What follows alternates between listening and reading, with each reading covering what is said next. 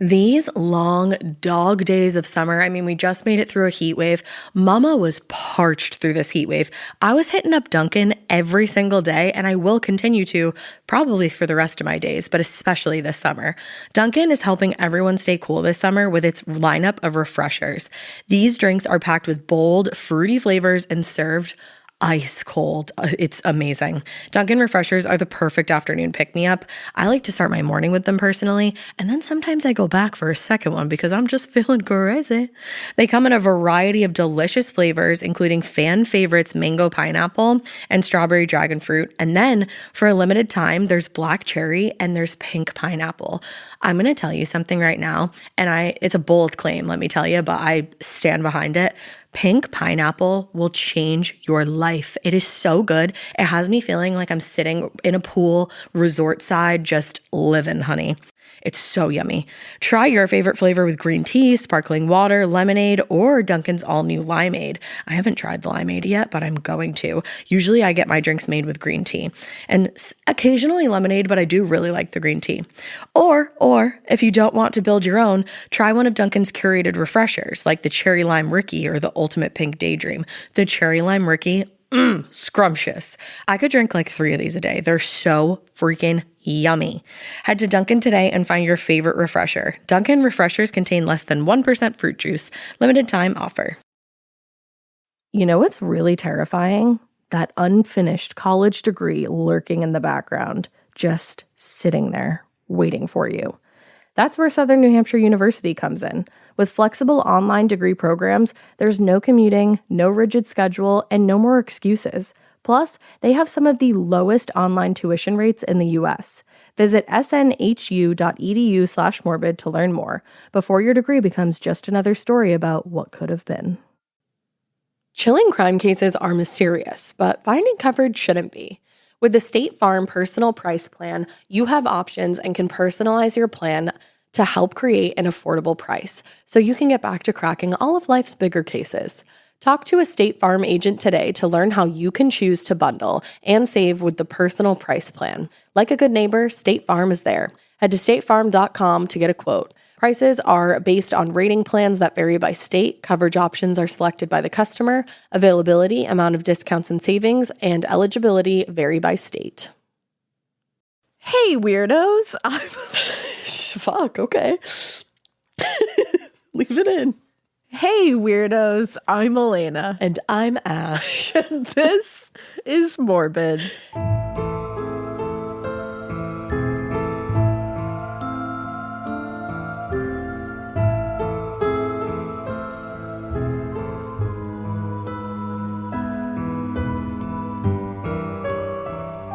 It's Friday, so we're like hella unhinged in the office. We're very unhinged. We're going cray-cray today. I also just pulled out of my pocket. Yeah, what is that, you weirdo? A picture of a cricket that my youngest drew for me. And it's the most unhinged and adorable looking cricket I've ever seen. I can't even see it from here because the green is very light. Yeah. I just see a long branch, perhaps. It's a very happy little cricket. She greeted me this morning. She goes, "Titi, which cat do you like?" And just showed me a picture of 2 cats. And I picked the one I like. And she goes, "Okay." And then she just whips a pair of scissors out, cuts it out, and hands it to me. That was her thing this morning. "I made this for you." I made this for you. I was like, "All right, good morning. Thank you." Yeah, now that I just pulled it out of my pocket because I felt it like rustling. And she had asked me and John this morning, like first thing, like welcome to parenthood, everybody. Yeah. Like first thing you just hear, would you like a cricket, a worm, a centipede, a spider, or a ladybug for a pet? And me and John both go, ladybug, at the same time. And she goes, only one of you can have it. And John said, ladybug. And I was like, damn it. And I was like, all right, I guess I'll take a worm. And she was like, worm is mine. And I was like, why did you offer it then? Okay. And I was like, I don't want any of those other ones. And she was like, you get a cricket. What about and a I was cricket? Like, Crickets aren't bad. Crickets are ugly. When you really look at a cricket, they're also loud. Yeah. Like, have you ever had a cricket locked in your house? Yeah. It's a form of torture. I'm sorry. Do you remember the day that we were cleaning Ma's room and a fucking cricket just like dive bombed at me? Yeah. And tried to live inside of me? Crickets are no joke. Like, that one was beautiful. I love the sound of crickets outside. Yeah. I don't want it in my house. But Google wasn't it a snow cricket? Yeah, maybe those that's are beautiful. How I get out of it. Maybe I just be very specific about the type of cricket. Yeah, it's called manifestation. Look it up. There is like a cricket. I didn't even mean to do this. Crickets. Like, what a I'm a segue queen right now. There's a cricket infestation happening. What? Somewhere in the United States right now. Near it's like a migration or something. But they're like Mormon crickets, they're called. And I think they're like reddish color. They're like very TikTok it, guys. People are taking video of it. No, it's horrifying. It's like the end times. Oh. Like, people can't come out of their house. People are like, they're literally like a blanket of crickets is covering the side of their house. Oh my God. It's the end times. Don't say that to me. I already had like it therapy looks this like week. the end times, but it's not. It's a normal process of nature. Speaking of the end times, though, since we're on the fucking subject, and this is gonna, let me just from the jump here. This is gonna sound absolutely unhinged, but it's a genuine concern of mine, and it's a genuine thing that I have been experiencing lately, and I need to know if other people are experiencing it. I've experienced it with you multiple times in like the past couple weeks. Birds are fucking wily lately. Yeah, birds are being weird. Birds are just going right in front of your car, like flying in front of your car, trying to get you to hit them. It happened to me this morning again on the way to your house. And I was like, why are you trying to make me kill you? I don't want to do that. Yeah, you're right. I've seen it happen a couple of times. Like, bad lately. Bad. I will say my crows are doing okay.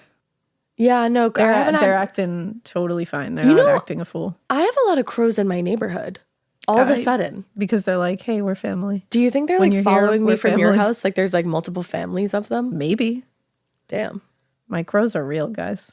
No, they are, genuinely. Yeah, like, they're really my crows now. Yeah, they're my family. Did you leave them anything? I started feeding them. That's good. Yeah. So I have little...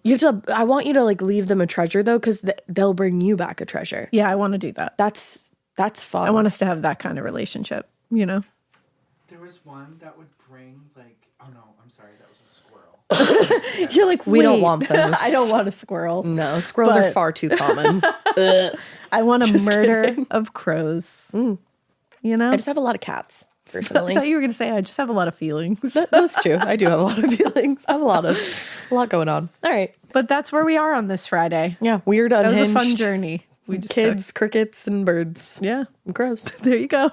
And murders, which we're going to talk about legitimate ones here. There you go, segueing right in. I have a very interesting case today. It's Veronica Gedeon and the Easter Sunday murders. I do not know this. No, you don't? I do not. I looked up like 1920s, 1930s crimes to get in a place of like, I really was looking for something like Ash, like socialite-y kind of thing. Yeah. And I ended up with a model. Oh. Veronica's a model. Okay. But it begins with her parents. Okay? Mm-hmm. So, in many ways, the lives of Joseph and Mary Gedeon, her parents, were like a lot of other immigrants who had come to the United States just before the outbreak of World War I. Joseph Gedeon left Hungary in the early 1900s, and he moved to New York a short time later. Not long after arriving in the U.S., in New York, he met Mary Gedeon. I hope I said that right. She also immigrated from Hungary, like right around the same time. So they bonded over that shared experience and culture. And after dating for a little while, they got married in 1908 and they moved to Astoria in Queens. A few years after marrying, Mary gave birth to the first of the couple's two children, a girl that they named Ethel. And then a few years later, in 1917, Mary gave birth to a second girl who they named Veronica, but she went by Ronnie, which I love. Oh, that's really cute. Also, this entire time, all I can think of is the Veronicas.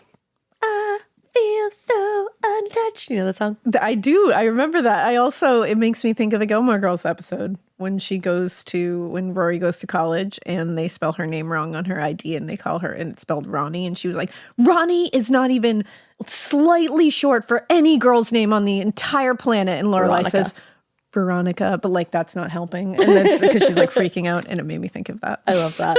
I also love that you can find any Sabrina the Teenage Witch, Gilmore Girls, or there's another show too. Boy Meets World. Boy Meets World references. Yeah, I can usually hit all those with references. Yeah, I love that. The amount of like movie or TV quotes that stick in my mind Yeah. is Versus alarming. other things. It's alarming. Isn't that the worst when like things like that stay? Like, Yeah. Like I can recite that entire scene. we played Out of Your Mind this morning. I know all the words. Yeah, that's wild. And I don't even know when that song came out, like Yeah. early aughts, but ask me what I had for dinner last night and I couldn't fucking Couldn't tell you. Yeah. Anyway, here we are. Ronnie is a nickname for Veronica, and that's what Veronica used. Very cute. The girls were both really beautiful in appearance, but they ended up being very different in their personalities. Ethel was always kind of somewhat stern, but Ronnie was more carefree, more fun. She had like a very wild soul. Since Joe Gedeon had arrived in the US when he was still fairly young, he didn't have a ton of marketable skills. And so in the early years of their marriage, he relied on kind of just various odd jobs to support himself and his new family. He worked as a janitor, a bartender, an industrial painter. And although the work was somewhat menial, they were able to live modestly. And after just a few years, they were able to combine their savings with a small dowry that Mary brought to the marriage. Dowry. That's wild. I know, early 1900s, bro. And with their combined savings, they were able to purchase a little bit of a rundown brownstone, but nonetheless a fucking brownstone. A brownstone in Manhattan. Yeah, on East 53rd Street. So they moved into the first floor of the building, and then they rented out the upstairs rooms to the boarders. And for a little bit of time, I love this, Joe operated a speakeasy in the basement because fucking 1920s. Anytime you bring a speakeasy easy into my world, I'm just There for it. There for it. I love a speakeasy. I love a speakeasy now. And liquor I love is a legal. speakeasy. It's Like great. there's, I'm sorry, we're very tangent-y today, No, go for but it. it's I just love it. it's Friday, you know. Friday. I saw that there's a vampire cafe in New Orleans. What? Yeah, and you can drink, like you get a drink can in drink a blood bag. Okay. I told John this last night and he was like, I don't want to do that. And I was like, I do. do you know somebody who does though? And he was like, I do. Do you know anybody? I was like, let's be real. Is she sitting right in front of you, Yeah, I was like, asking you to love her? Do you know someone who wants to drink out of a blood bag? Yeah, you do. You married her. But also there's a speakeasy associated with it that you get like a card and then Yeah. you have to go to a separate place and like show them the card and they let you into the speakeasy. That's so cool. And that is so fucking cool to me. There's one in Hudson, and it like looks like an ice cream shop in the front, like it is an ice cream Yeah. shop in the front, and then you have to like go to this special door. And me and Drew went to it one time. I forget the word that you have to say, but you have to like, or it's like a question you have to ask, and they like kind of lead you into it, but you have to figure it out, and it's fun. I love it. I love a speakeasy moment. We need Yes. more. I know. Make them everywhere. Let's open a speakeasy. Let's open a speakeasy. No, that restaurant business is crazy. Yeah, no, fuck that. I mean, like, good for you if you own a restaurant. Well, that's 'cause what I mean. hard. Like, that shit's real hard. That's cray. Anyway, for a short time, he did operate a speakeasy in the basement, but unfortunately, it was short-lived because that was when you like kind of weren't allowed to, and that was the whole vibe. Lame. Local police shut it down. Prohibition. So without the income from the speakeasy, Joe was forced to fall back on the only skill he really like had that he could maintain and was like actually very good at, which was upholstery. So he opened a shop a few blocks from the apartment, an That is upholstery quite shop. a skill. It is, yeah. Yeah, it really is. Especially back then, that was like a great skill to have. You Yeah. could do a lot with that. So in time, Joe built up his upholstery business, and the income provided financial security for the family. But behind closed doors, their specific domestic life was one of conflict and dysfunction, unfortunately. Oh, no. I was really hoping that wasn't the case. I know, because they, like, in the It all beginning, it's sounds like, so great. oh, you're really, like, putting your pennies together Yeah. and making this work, and you got 2 beautiful daughters, and then, damn it, conflict. Bummer. Yeah, because the thing was, like many men of his generation, Joe was a strict disciplinarian, and he had a very rigid personality. He saw little value in things like fun and social activities. Oh, He said, the fuck is that for? he said none of that. He said, no, get a job, live your No. life. Don't have Eek. fun. What's fun? Jump rope? Eek. Blech. Eek. As far as he saw it, the culture of his adopted country was far too permissive, and he rallied against the quote-unquote rotten American system where children laugh at their parents and start running wild before they cut their teeth. I mean, yeah, like kids run wild. That's It's just giving what they Mrs. do. Kim from Gilmore Girls. It really is. like, it what the is. fuck are you guys Like, What the doing? fuck are you doing? Get these kids together. Yeah. So Joe's rigidity and personality usually caused tension in the relationship that he had with his very American daughters because they Yeah. were born there, Born in and were America. being raised there, and had friends there and everything. Specifically, Ronnie. She was a lot more stubborn. She was wild. She was quote unquote boy crazy, far much more than her sister Ethel. I mean, Their names are kind of fitting for their personalities, Aren't I they? feel. Like Isn't you that kind of funny? just like did that to them. I know, like that's on you, dog. Yeah. And well, and also she's the little sister. The little sister's always crazier. Yeah, of course. The youngest is always going to be the crazy The one. way it goes.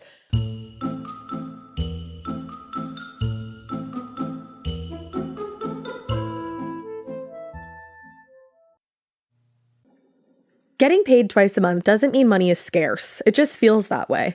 That feeling makes you do weird stuff, like putting things on a card you didn't need to. Earnin removes that feeling. With Earnin, you can access up to $150 per day of money you've already earned, plus up to $1,000 between paychecks. Standard transfers take 1 to 2 business days with no mandatory fees, and expedited transfers start at $3.99 and cap at $5.99. 5 million people are already on it, and honestly, it's wild it didn't exist sooner.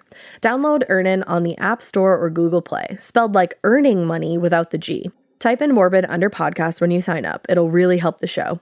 Earnin is a financial technology company, not a bank. Access limits are based on your earnings and risk factors. Standard cash outs take 1 to 2 business days with no mandatory fees. Expedited transfers available for a fee. Tips are voluntary and don't affect the service. Available in select states. Terms and restrictions apply. Visit earnin.com for full details. Chilling crime cases are mysterious, but finding coverage shouldn't be. With the State Farm Personal Price Plan, you have options and can personalize your plan to help create an affordable price so you can get back to cracking all of life's bigger cases. Talk to a State Farm agent today to learn how you can choose to bundle and save with the Personal Price Plan. Like a good neighbor, State Farm is there. Head to statefarm.com to get a quote. Prices are based on rating plans that vary by state. Coverage options are selected by the customer. Availability, amount of discounts and savings, and eligibility vary by state.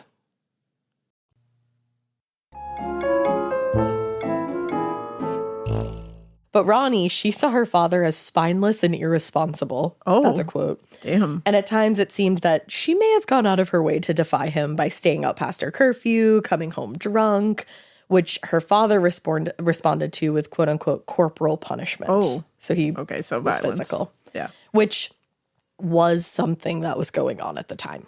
Yeah. You know, not okay in any way, but No, it wasn't. was very much accepted in the time, though. It was Like, not much outside of the more. norm. Yeah. So, desperate to escape her abusive and oppressive, really, father, Ronnie dropped out of high school after just 3 semesters and enrolled in beautician, or what we would call cosmetology school today. Yeah.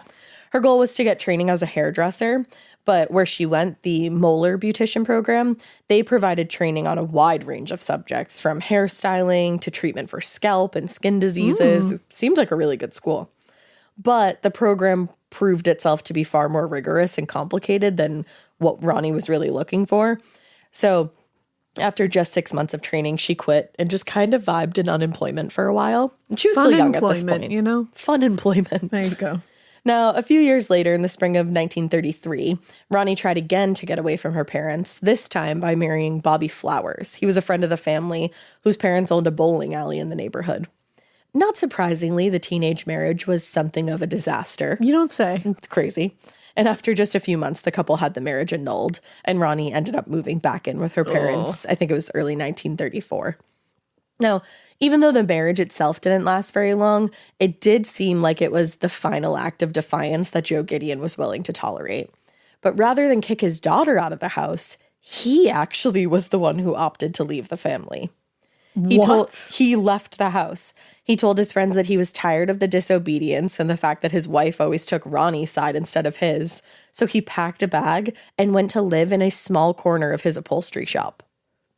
Interesting. Just did. He was like, you know what? Interesting response. You know what, ladies? I'm good. Ladies, I've had enough of you. Women. Wow. Yeah. Wow, Joe. Yeah. Here I was rooting for you with your speakeasy. I know, right? You know? I mean, at least he didn't kick his teenage daughter out, I guess. Yeah, absolutely. I mean, that's a plus. And he's still like he maintained a relationship with his family. He just stayed Didn't mostly live at the upholstery shop. Okay. So it was an interesting dynamic. In the 30s. In the 30s. The shit was complicated. Yeah. This is also like mid-Great Depression, too. As soon as you said shit was complicated, my brain just went 30s. And then it was like, where are Depression. we? Yeah. So, you know, everybody's feeling things. Walking on eggshells kind of vibes. That we don't know what it feels like. So, Yeah. you know. A very shit's oppressive awry. time. It is. So it turned out that Joe's departure was just the first major change for the Gedeon family. Not long after her father moved out, Ethel, who was actually coming off of her own brief teenage marriage, decided to start planning for her future, and enrolled herself in secretarial courses at Hunter College. Those courses actually eventually led her to Vanity Fair, where she quickly rose through the ranks and became the personal secretary of the magazine's editor at the time, Helen Norden. Good for you, Ethel. Right? Just like bang, bang, boom. I love that Ethel just was like, you know what? I would like to start planning for the future. And then she was like, boom. And just went on like a trajectory to Vanity Fair. Good for you. Insane. And around that same time, she had been introduced to a man named Joe, I think it's Kuttner. He was a friend of the family and an aspiring lawyer. So like, boy with a good head on his shoulders. Hey, look at that. Now, Ethel had recently been flirty with her mother Mary's last boarder. He was an for Ethel. Yeah, she was just young and getting it. This guy was an unemployed sculptor, so she didn't really see him as a viable husband. Yeah, but just flirt with him. Yeah, flirt with the hot artist, or I don't know if he was hot. But for Ethel's sake, I hope he was. Yeah, you know. But she was like, aspiring sculptor, aspiring lawyer. What am I going to pick here? Yeah. In the mid-30s. In the mid-30s during the Great Depression. Lawyer. Sure. So in June of 1936, after dating for a while, she and Joe Kuttner were married in a small ceremony in Manhattan. And she said, peace out, sculptor. Bye. Now, with Joe and Ethel both out of the house, the multifamily brownstone on East 53rd Street was way too big, way too hard to manage for just Mary and Ronnie, who had moved back home at this point. So they moved to a much more affordable fourth floor walk-up on East 50th Street. Their previous home, like the bigger one on 53rd Street, it wasn't a lot to speak of. But honestly, it was a mansion compared to the quote-unquote cramped and dimly lit apartment on 53rd Street. Oh, that's tough. Yeah. The new apartment consisted of 3 very small bedrooms, a kitchen, and a combination dining and living area. So it was tight quarters in there. Yeah. But despite that extremely limited amount of space, Mary still insisted on having a boarder to help with the rent. She was like, I'm not paying this whole fucking rent by myself. All right. So the cramped accommodations of the new apartment probably would have been unbearable, but Ronnie's new work and social schedule kept her occupied on most nights. Through her sister, Ronnie had actually made the acquaintance of a magazine publisher at Condé Nast. Oh, shit. Who was taken with her beauty and suggested that she model for his daughter, an aspiring artist. Oh, wow. Look at these gals. I know, like just using their connections. Yeah. And at that point, Ronnie didn't have a job, so she was like, hell yeah. Yeah. And literally within a few months, she became a working model. She was posing for artists, photographers, and her most lucrative work, serving as the model for lurid covers of detective fiction magazines. Oh, yeah. So like a pulp Very model. of the time. Yeah. And very interesting where those magazines take some people. Yeah. Like We've had many criminals who were very interested in those one crimes. we just recently spoke of. For Ed one. Gein. Yeah. So interesting. And Harvey Glatman. Yeah. Yep. Yeah, We that's had how that's how he would lure people. Yeah. There's a few that were very into those magazines. They were troubling. It makes sense. Yeah. And I don't know like a lot about those magazines. Were they like they were pretty like normal magazines where like girls were just posing as detectives, or it was just like, detective fiction kind of thing. So it was very like over the top, very like noir kind of the thing. Old black and white. Yeah, but it was just the visuals, I think, were combining startling. two weird things, like two things and making it weird. Yeah, I think it was like, it was obviously like people with a healthy mind could read those and move on with their life. And people with separate an the two unhealthy things. mind took it to a place. So it's not the magazines, I would say. It's like the person reading them. Yeah, that makes sense. So yeah, that's what she was doing. She was just modeling for a bunch of different stuff, I'm sure including those. That was the heavy paying thing, I'm sure. Yeah, it sounds like it was. So now, even though Ethel had moved out and Joe's relationship with his family was still challenging, the Gedeons, particularly Joe and Mary, had actually made a point of staying in contact and insisted on spending major holidays together. Okay, well, that's nice. Yeah, and I feel like really big for the time. You know what I mean? That's pretty big. Yeah, like we're going to stay together for holidays. Like our family unit is important. But dysfunctional. But definitely, yeah. But it's nice that they were nice. trying to stay together in some capacity. Yeah. And aside from that, Joe's upholstery shop also had no place to bathe. So keeping on good terms with his wife meant that he could use her apartment to bathe every couple weeks when his usual routine of washing himself in just the sink wouldn't cut it. Yeah, I mean, a bath is nice. Stay on good terms for a nice shower. Yeah, every I think once in a that's while. valid. Yeah. In the early afternoon of March 28th, 1937, Joe woke up late and started making his way to Mary and Ronnie's apartment to have Easter dinner. On this day, he was particularly eager to see everybody because he and Mary had recently decided to reconcile. Oh, wow. And they were going to tell Ronnie and Ethel over dinner, like, we're getting back together. Wow, I didn't see that coming. I know. So he reached the apartment building around 2 p.m., arriving just a couple moments before Ethel and her husband showed up. And Joe rang the bell for Mary's apartment, waited to be buzzed in, but nothing happened. And he was just about to ring the bell again when one of the tenants was leaving the building and held the door open for them to enter. So unsure whether or not his wife and daughter were home, Joe told Ethel and her husband, just like, hang on, wait in the lobby, and I'll run up the 4 flights and see if they're home. Like, why climb the 4 flights of stairs if you don't have to? Yeah. So he climbed up the 4 flights, knocked on the door when he reached Mary and Ronnie's apartment. And when no one answered, he tried the door, which wasn't just unlocked, but also slightly ajar. Oh, that's always a bad sign. Yeah. Inside, he was greeted by another pretty awful sign. Tucci, Ronnie's Pekingese dog, I think that's how you say it. Pekingese. Came over to him like nervously and then just crawled beneath the living room couch. So clearly was off. Something was off. Now, Mary 100% knew that the family was coming over and would have at least started preparing dinner by this point. But in the kitchen, Joe found only the ingredients for dinner, which seemed to have been sitting out on the counter all night. Oh, no. So something was very off here. And the abandoned feeling of the apartment was starting to make him feel really uneasy.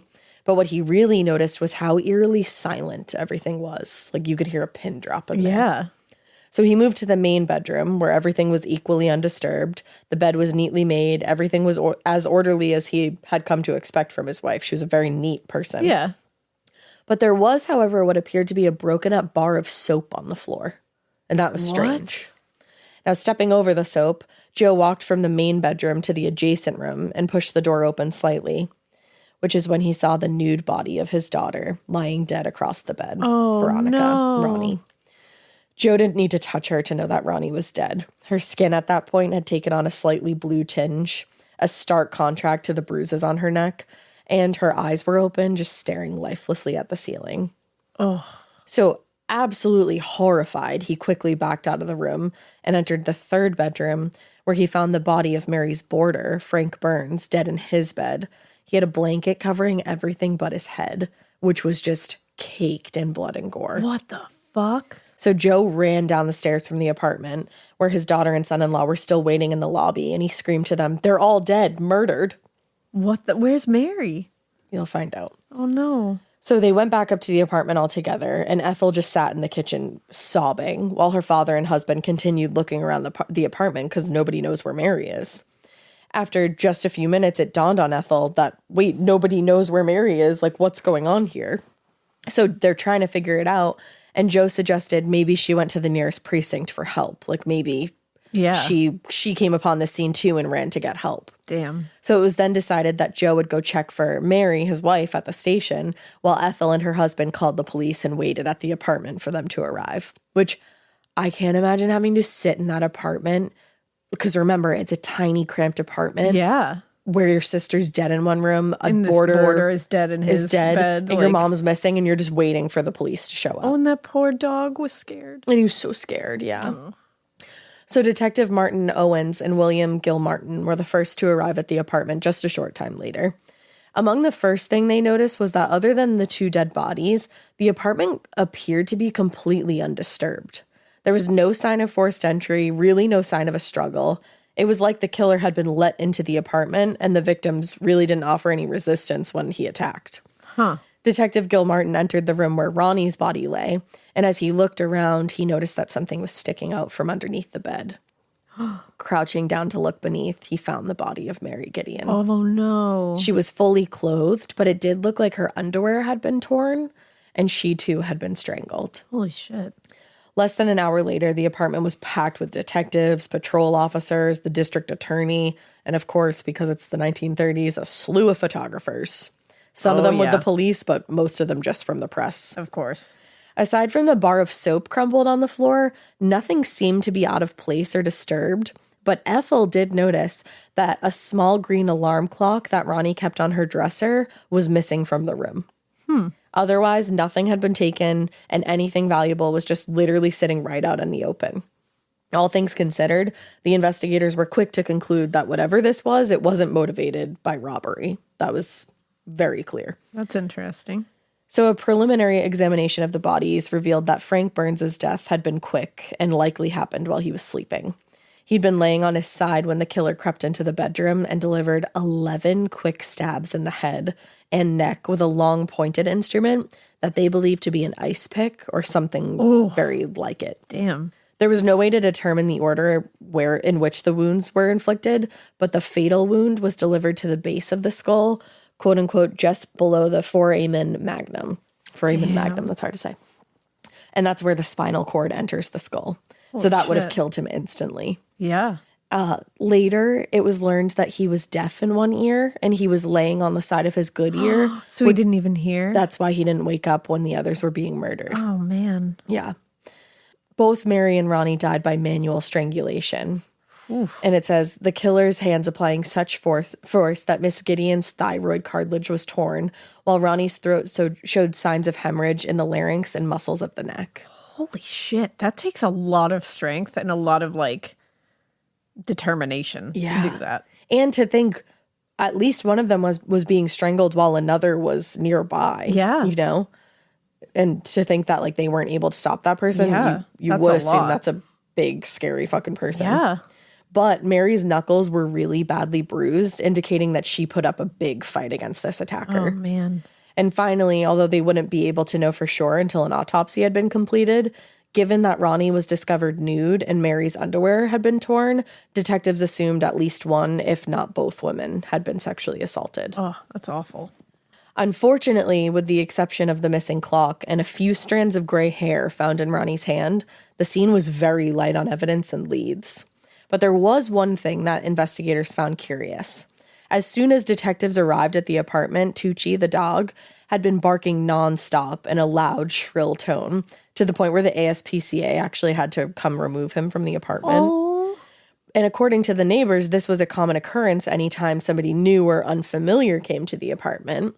But none of them recalled hearing that dog barking at any time the previous evening. Oh, that's interesting. So it supported the theory that whoever the killer was, they had been to the apartment before, at least enough that they would have been recognized by the dog. And assumingly let into the apartment, because no sign of a struggle.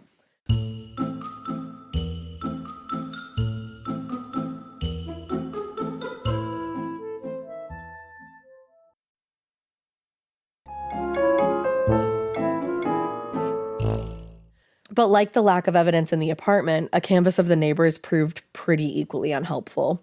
One man who lived 2 floors below Mary recalled hearing a scream around 11 p.m., followed by a brief scuffle. It's always wild to me when people are like, yeah, I heard this woman scream. Yeah, it was crazy. I didn't do anything. And it's like, okay, what? Well, and this guy was not quite sure what he'd heard. So he stuck his head out the window to listen for further sounds. He heard something enough that he was like, wait, what the fuck was that? Yeah. But then he didn't hear anything following that, so he just went back to bed. What the fuck? Just I feel like I couldn't go back to bed after hearing that. Either. I don't know. Maybe that's just me. Yeah. Maybe that's just us. Another neighbor, Charles Robinson, reported that he'd come home late, a little after 2 a.m., and noticed that the Gedeon's door was ajar. And this is so fucking creepy. Ooh. He said as he passed by, the door slowly began to close, as if someone were behind it. Oh, shut the fuck up. And he said, I don't know, there was something about the way that door started to close that gave me the creeps, and I beat it to the 6th floor as fast as I could. And that's a grown-ass man. Yeah, I don't blame him on that one. I would do the same thing. Because there's no violence that you can hear. You're just something about that. That's just I just don't like that. That's strange and so creepy. So while the apartment yielded frustratingly few clues, detectives did find Ronnie's diary, which they hoped might include some information on who she was with the night of the murder. In addition to containing a long list of phone numbers, the diary... This part of the show is brought to you by Anua, the Korean skincare brand known for scientific, gentle, yet effective formulations. The latest from Anua is the Retinol Collagen Gua Sha Cream, a firming cream with a gua sha-shaped tip built right in. Have you guys heard of gua sha? It's that viral massage tool that moves fluid and tension out of your face. Less puffiness, a snatched jawline, honey, more definition in your face. Retinol firms and reduces fine lines, and collagen keeps your skin plump and structured. This cream has both of those things, arguably the most optimal combo for that snatched, lifted look all in one step. I am obsessed with the Gua Sha cream. First of all, it feels so cool to the touch. When you put that on your face, it's just like, this is lovely. It's like a little spa treatment that you can give yourself. I like to do mine at night after I get out of the shower. I rub the cream on my face with the little Gua Sha. I'm sculpting that jawline, honey. I got it on the cheekbones.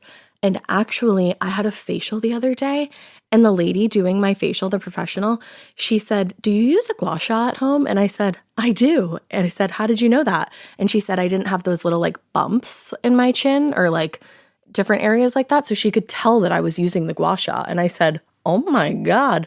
I just feel like I wake up less puffy in the morning when I do it the night before. But you can do it whenever you want to. I, 10 out of 10, recommend this product. The Anua Gua Sha Cream Value Set is available at anua.com, already discounted. Use code MORBID for an extra 10% off. That's ANUA.com, code MORBID. The Sherwin-Williams summer sale is here. Get 30% off select paints and stains or 35% off their newest product, Emerald Symmetry, July 17th through the 27th. Whether you're looking to refresh your interior or your exterior, they've got the colors to bring your vision to life. And with delivery, getting everything to your door is easier than ever. Shop online or visit your neighborhood Sherwin-Williams store. Retail sales only. Some exclusions apply. See store for details. Delivery available on qualifying orders. Entries actually dated back to 1932, and they were surprisingly detailed. But most importantly were the most recent entries referring to somebody that Ronnie only referred to as B. Just the letter B. Who's B? Yep. As one of the detectives slipped through the pages of the diary, the phone in the kitchen actually rang. So Detective Charlie McGowan was standing closest to it and picked up the receiver. And the man on the other end asked to speak to Ronnie. McGowan explained that she wasn't available, and after identifying himself as an NYPD detective, he asked for the man's name and address. The man said his name was Stephen Butter, B, and he had been out with Ronnie the night before. Oh. So, thinking that they may have found the B referenced in the diary, detectives rushed over to Butter's apartment just a short distance away and immediately brought him down to the precinct for questioning. But who are you, Butter? Who are you? But because the detective on the phone and the officers who escorted him to the precinct had given him literally no indication about what this was all about, he had no idea why they wanted to see him or talk to him. But when they got to the precinct, he could tell from the reporters crowded around out front that something awful had happened. Oh, no. Once inside, it was Ethel who finally told Stephen what happened to Ronnie and the others. What a way to find out. I know, from her sister. From that moment that he sat down in the interrogation room, Detective Lyons and Commissioner Valentine could tell that Stephen Butter was not their subject. No one whose last name Butter seems like they could do something that horrible. I know. Butter, Yeah. It's like flowers. Yeah. Those are just nice last names. There is a flowers. Yeah. That's I remember you mentioning the flowers. I was like, did I already say that? You did. I remember hearing the flowers name. And I was Butter like, and flowers. Yeah. Now, he was obviously and very genuinely distraught by the news of the murders. He was scared of the veteran detectives peppering him with questions, and he seemed eager to help in any way that he could. According to Butter, his best friend, Lincoln Hauser, had gone out of town for the weekend and asked Stephen to, quote, keep an eye on his girlfriend, Ronnie, while he was away. Because he had no other plans and because it wouldn't hurt to be seen with a beautiful model, Stephen was like, sure. Meanwhile, Stephen's like, Jesus. Yeah, right? What did I do? He's like, what a weekend for you to go away, sir. Originally, Ronnie and Stephen's plan was to get together with another one of Ronnie's friends for dinner. But when Ronnie arrived to Stephen's apartment a little after 8, she was alone and just said that her friend had to cancel. So abandoning their previous plan, Ronnie and Stephen met up with one of his friends, and they all had dinner at a local restaurant. They had some drinks. Stephen's friend left at about 2 a.m., and at that point, he and Ronnie went to the Monte Carlo bar and grill for another drink, and he walked her home at about 3 a.m. Wow. He told investigators he walked her right up to her apartment door on the 4th floor, and they made plans to attend Sunday Mass together at 10 a.m. And then he just walked back to his apartment. Man. He returned right at 10 a.m. the next day and rang the buzzer for Ronnie's apartment, but when nobody answered, he returned to his apartment and tried calling a few times throughout the afternoon. Oh, that's why he was calling. That's why he was calling. Convinced that he was telling the truth, the detectives let him go. a little after 9 p.m. And as soon as he stepped down onto the sidewalk, reporters essentially pounced on him. Oh, yeah, I'm sure. Trying to get any Thinking information. he's the guy. Right. So the next day, as investigators started digging more and more into Ronnie's background, the story of the murders hit the paper in an insanely sensational way. In 1937, Americans were still feeling the crushing effects of the Great Depression and welcomed any story that could distract from the reality. And the press, of course, was more than happy to deliver. Which it's like the fact that this was like an escape from the reality of the Great Depression is like, here, listen to this pulp model's horrific murder in her apartment. Oh, her mom was also killed and another man. Yeah, that's an escape from the bleakness of the Great Depression. Huh? Well, and just the way they went about this was so fucked up. That's the thing. Like, the press is so sensational about it. Like, there's like, hey, everybody, it's a pulp model. Like, you know, that was the number one thing here. It's just so gross. Yeah. Now, although 3 people had been murdered and investigators couldn't say which, if any, was the primary target, the press instantly zeroed in on Ronnie's beauty and her career as a model. I knew it. Of course. The New York Daily News dedicated the entire front page to a provocative photo of Ronnie, with an inset photo of her lifeless dead body being removed from the apartment. Wow. Alongside a headline that read, 3 murders in model's flat. She opened the door for death. First of all, motherfucker, you don't even know if she opened the door. it's also not her flat. Yeah, you don't know anything. It is. It's like, it's not even, it wasn't just her flat, first of all. Like, she was living with other people. And to just be like, 2 other she people. opened the door for death. And it's like, what? Do you open the door when somebody knocks on it? Back then, yeah. Today, oh my no. God. It's like in my story that I just had last time where like the press just says whatever they want. Yeah, just make Just shit up. Talking about Marion Parker's kidnapping and death, how they just like made up that she was like horrifically tortured and all this shit. Yeah. It's like, you didn't even verify that information and it was wrong. And it's already bad enough. Why are you stop making dramatizing it it? Yeah. Or dramatizing it, whatever the fucking word is. Stop Now, making it cray. you're making it cry. In a lurid, melodramatic tone, the article detailed what they referred to as the murder of the artist's model and the other 2 murders. That is so fucked up. Awesome. That's fucked up. And they all but declared that Ronnie was the target and Mary and Frank were just collateral damage. Just like, how do you know that? You don't. She's a model. That has to be the reason. Yeah. Like, no one else had any kind of life that Also, could have made this happen. Spoiler alert, it's not the reason. So it's like you're we're wrong, really just actually. Wow. Yep. The Daily News reported as she stepped into the apartment, the killer was thought to have dragged Ronnie into the bathroom, throttled her, and started ripping off her clothes. The dying beauty was borne to the room where her mother lay lifeless and thrown on the bed. It's like so crazy that you guys have all this information that the detectives don't. Who told you? What that? Just made that shit up. Like, detectives had no fucking idea what happened. There was actually no actual like signs of violence other than the bodies themselves. I was gonna say, because part of the whole thing was like nothing looked like it was touched. Nothing looked out of Except place. for Nothing looked the victims. like Wow. Yeah, exactly. Wow. Yeah. Almost every last article was written next to pictures showing Ronnie in various states of undress because of the kind of modeling that she did. And actually would have been more at home in the pulp magazines that she modeled for versus the Like an Metropolitan actual newspaper. Yeah. Like, what are you guys doing? But the salacious story of a beautiful model murdered under mysterious circumstances was just too good for the press to resist. It was like right out of one of those detective novel magazines. Yes, very much that. Soon, every photographer who had ever shot Ronnie came out of the woodwork, hoping to sell their nude and semi-nude photos to the highest bidder, which was always the tabloids with the lowest standards. People are always gonna people. It's the theme of every single story. Yeah, At least one of the underlying themes is people are always gonna people. And they've always been people in. It's like, just fucked. people have been people in the best of times and in the worst of times. In all the times. It's always gonna people. Always.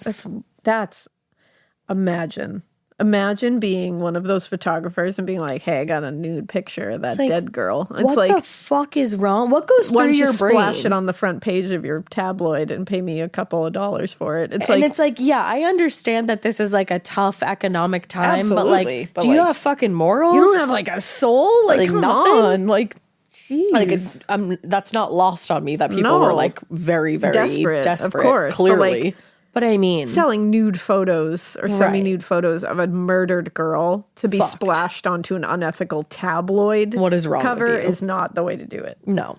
But within days of their deaths, the story had become almost entirely about Ronnie and had a noticeably misogynistic tone that basically just blamed her for her own death of course. before anyone knew the details of the actual case. Yeah, I mean, she was the one who opened the door to the killer, right? Yeah. So, obviously. In reality, anyone who met Ronnie immediately liked her. But for those who didn't know her, she became another low-class nude model with a diary full of men's phone numbers. Yeah, that we've heard that story before. And actually, even Ronnie's own father didn't hesitate to pretty much slander her in the press. Joe, what the fuck? On March 30th, just one day after he'd found his wife and daughter dead, Joe Gedeon gave an interview to the Daily News and told them, Ronnie made fools of lots of men. One of them killed her with my wife and the rumor.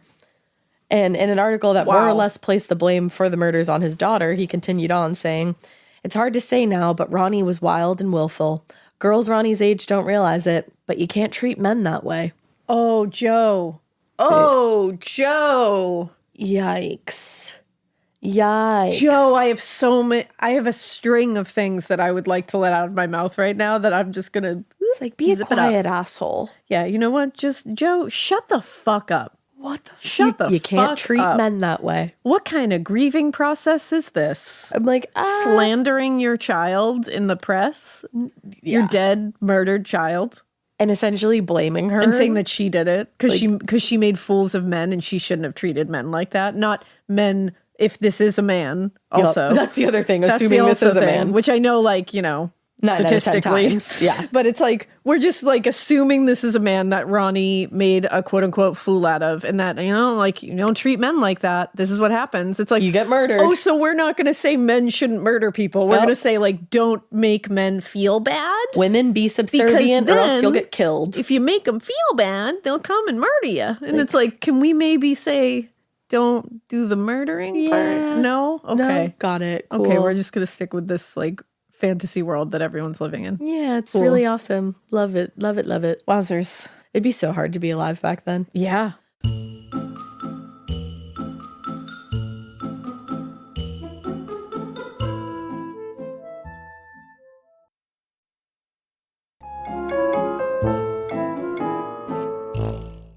But while the press continued their campaign of slander, investigators were really struggling to find viable leads that could move the case forward.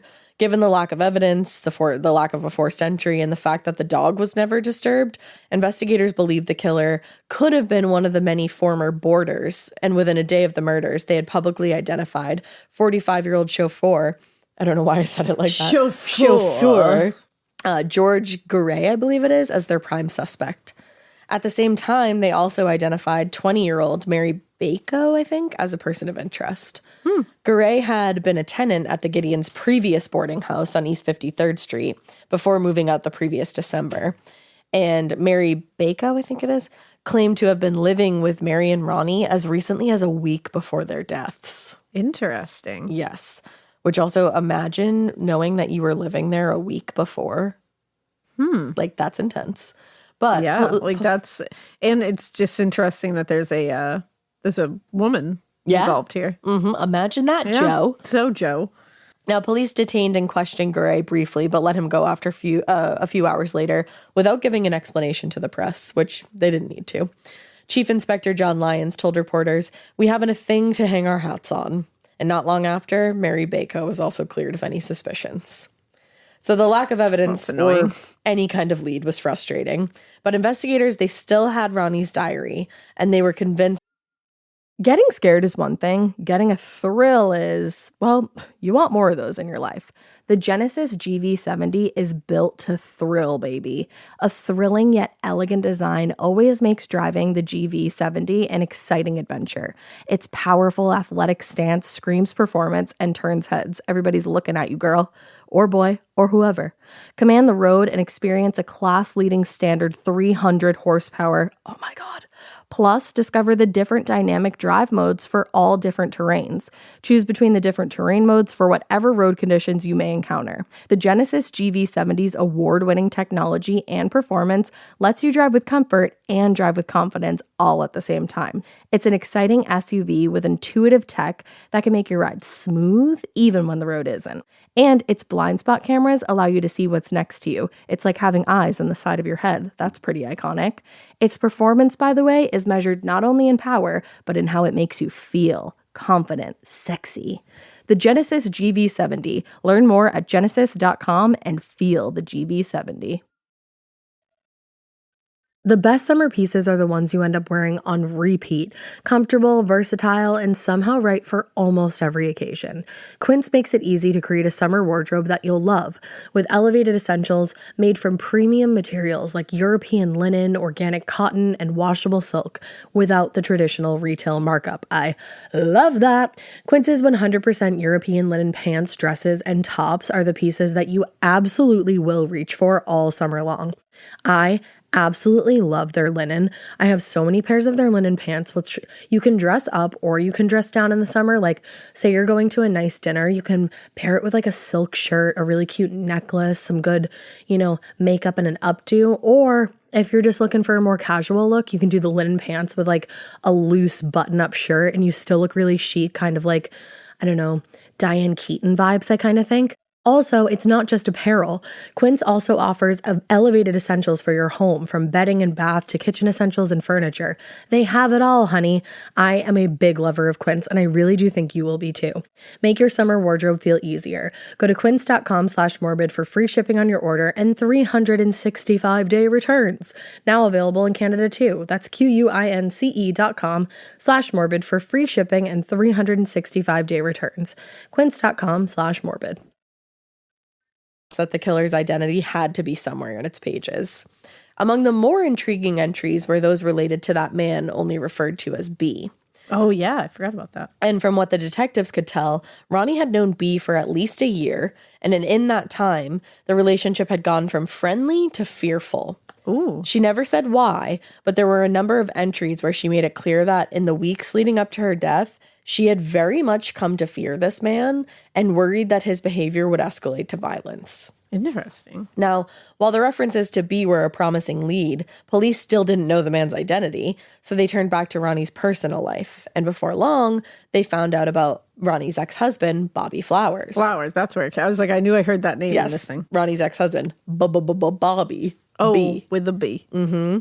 According to Flowers, he and Ronnie had gotten into a handful of arguments during their relationship, and one or two of them may have gotten physical. Oh, no. Here I was saying your last name is Flowers. I know. But he swore that all of that was in the past. It was true their relationship had come to an end, he said, but not because of any animosity. They just got married too young and for the wrong reasons. So they decided that it was best that they parted amicably.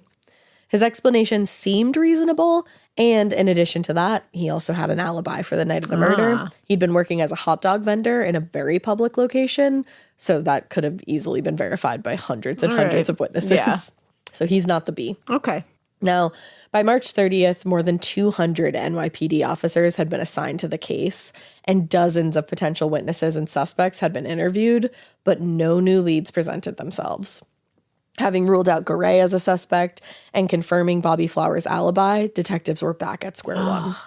All they could be reasonably certain of was that these murders, or at least the murder of Ronnie, were a crime of passion. And in addition to that, much to the chagrin of the tabloids, the test results of the vaginal swabs showed that neither woman had been raped. Oh, okay. Ugh. Yeah, so it seemed unlikely that this actually was a sex crime. But if not the ex-husband or her companion for that evening, Butters there, the most likely suspects, who would have had such anger towards Ronnie that they would have wanted to kill her? In absence of any new suspects, detectives turned back to the person who had reported the crime in the first place. Father and husband, Joe Gedeon. I was wondering if they were going to ask some questions. They did. When detectives Owen and Gilmartin arrived at the apartment right after the family's call to the police, they both seemed to notice that Joe's behavior seemed out of the ordinary for what one would expect in those circumstances. Unlike his daughter and her husband, Ethel, and they were sufficiently shaken up, but Joe, they felt, seemed unaffected. Their suspicions were raised again in the days that followed when he gave those interviews to various tabloids, where he pretty much slandered his daughter and spoke quite frankly about his wife and their separation. They were like, What the fuck? this is a little weird. So also, when Ronnie's body had been processed, technicians found several gray hairs on her body, which they believed might have come from the killer, and Joe Gedeon had gray hair. So during their initial interview with him, he claimed that on the previous evening, like the night before the murder, he'd gone out to a bar, or the night of the murder, he'd gone out to a bar around the corner from his upholstery shop where he stayed all night drinking beer and playing skee ball until 2 a.m. So detectives went to this bar, this cafe, to check on his alibi.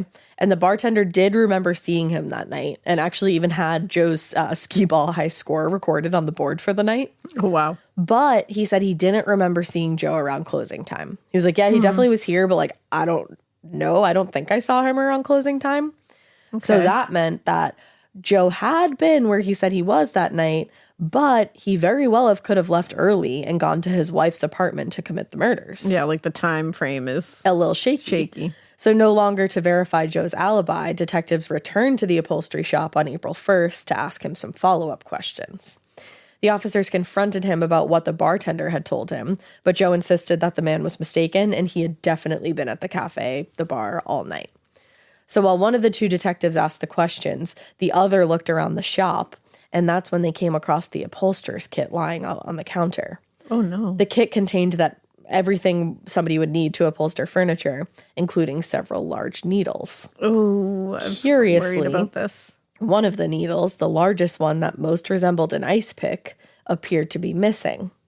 Based on the unconfirmed alibi, his obvious anger towards his daughter, and his being in possession of what could have been the murder weapon, as well as a pistol without a permit that was also found, Joe Gedeon was taken to the local precinct for further questioning. I'm really hoping that this is not what I think it is. Well, at the precinct, Joe stuck to his story about playing skee ball and drinking all night on the night of the murders and offered his own theory as to the identity of the killer.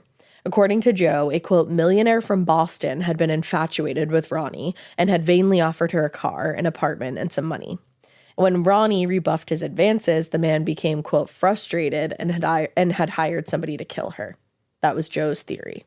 He told detectives about this theory on the day of the murders, and it was investigated and quickly dismissed as unfounded. So he's been saying this from the jump. Yeah. So they weren't very receptive when he repeated it at the precinct because they pretty much ruled it out. They're thinking you're just trying to get out of it. Exactly. By the end of the day on April 1st, a spokesperson announced to the press that Joe, quote, would be arraigned on a formal charge sometime before morning. However, by the following day, he had yet to be arrested or charged with any crime. But finally, on the morning of the 2nd, he was charged with being in possession of an unlicensed gun. A pretty minor charge, but enough to hold him for further questioning. Easy. Yep. So detectives intensely interrogated Joe, keeping him awake for nearly 33 hours, denying him food, threatening and physically assaulting him. Damn. But by the end of the interrogation, his story remained exactly the same. Wow. Nothing was breaking him. I didn't see that.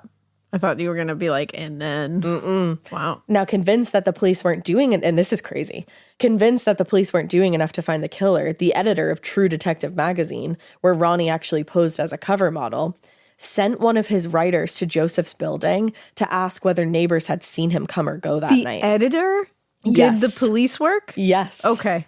This actually wasn't the first time that the magazine had gotten involved in the story.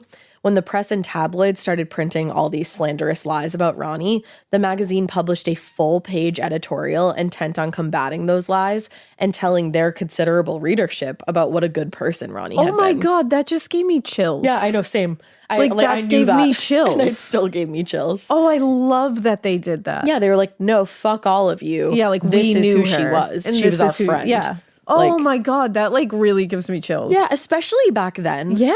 They didn't have to do that. And it's like the fact that he's like, fuck that, they're not doing enough. I'm going to send my own investigation going out here. Yes. Like, they're not asking neighbors whether they saw Joe. I mean, come on. Like, this guy's figuring it out and being Right. like, wow, I love that. It's amazing. What a turn. Now, it's unclear how much the editorial influenced the case, but this second intervention would prove to be a critical move. The writer from True Detective had knocked on only a few doors before he found a neighbor that said he absolutely saw Joe Gedeon come home drunk at 3 a.m. Holy shit. Since investigators knew Ronnie had been killed a little after 3 a.m., that meant Joe Gideon couldn't possibly have been the killer. Wow. The editor of the True Detective magazine cracked Just that. knocked on At a least couple that part of doors. it. And it was like one of the first couple doors he knocked on. So it's like, why didn't... I have to wonder if they were getting frustrated. And they had to. And felt they could place the blame. Yeah. And felt if they beat the shit out of this older man... That he'll admit crack. to it. Like a false confession, and we'll just go with it. And people will buy it because he kind of has been slandering his daughter in the press. Like he's kind of and his made wife. it easy. Right. Oh my God. I'm like, wow, this is amazing. But then I'm like, but who the fuck Who killed is them? it? Well, with the neighbor having confirmed his alibi, Joe was released from custody on April 3rd, having suffered more than 2 days of brutal and not to mention illegal interrogation tactics. According to the press reports, upon his release, he had, quote, numerous black and blue spots, swelling, cuts, and abrasions on his face and head.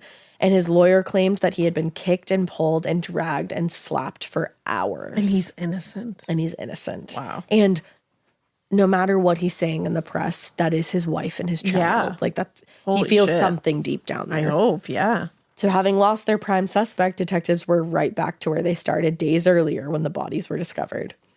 Detective Walter Harding told reporters, there are 4 or 5 different angles we're working on now, and when we've cleared these up, we'll have a complete and direct case.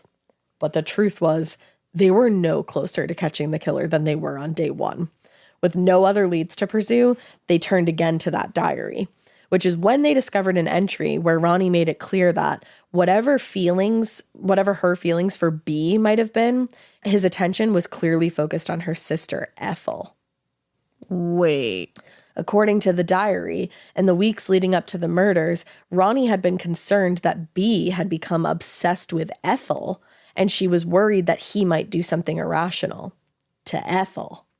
Okay, I have a couple of things here. One, why didn't they read the whole diary? That was my immediate question. They're like, oh, we did some work, and we found this thing we didn't read before. Just read the whole thing. Read the whole thing. I think it was a lot to get through because it was 5 years of entries. Get some interns in here, start reading this shit. Or like give people parts and have a book club. Exactly. All of you read different parts of it. That was my get thought. through it. Because I'm like, why was this so long coming? Mm-hmm. And also I'm like, wait a second. I'm immediately thinking something, but I don't want to like slander someone before I know. So I'm going to let you tell it. Good for you. Yeah. Good for you. I think you might be onto something. Because I'm like, wait a second. So, armed with this new piece of information, detectives went to Ethel Gideon and asked her whether she knew the identity of the man referred to as B. Somewhat surprised, she said she didn't just know his identity, she knew him quite well. The entire family did. His name was Robert Bob Irwin, a former boarder at Mary's boarding house who'd become somewhat infatuated with her, but moved out and left the area when Ethel rejected his romantic advances and married Joe Kudner.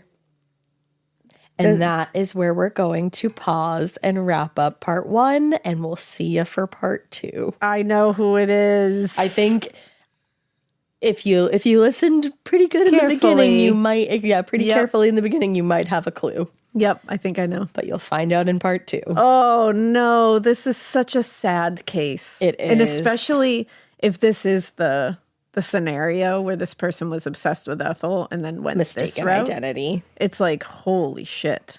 Yeah. Damn. It's That's brutal. It's really rough. And it is. there really is, like, for lack of a better way of saying it, a lot of collateral damage here. Absolutely. Almost the entire Thing is collateral damage. entire case. Yeah. Wow. But we will talk about the rest of this in part 2. So we hope you keep listening. And we hope you Keep it weird. But that's where you don't go listen to part 2. Bye.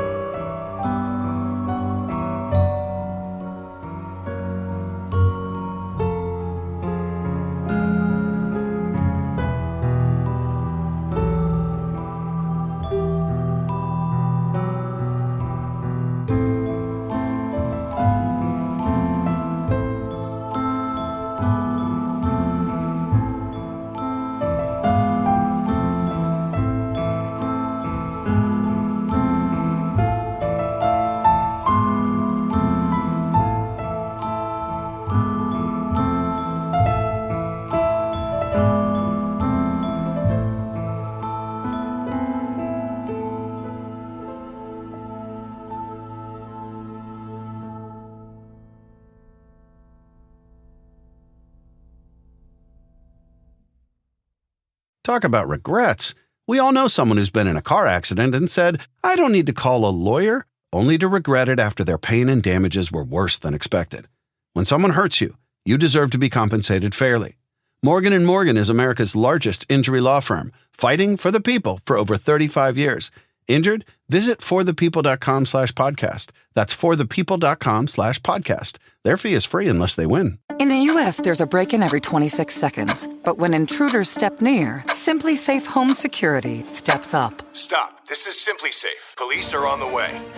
Using AI alerts, U.S.-based live agents help deter break-ins. Simply Safe, no long-term contracts. Save 50% on your new system with professional monitoring at simplysafe.com/SXM or with promo code SXM.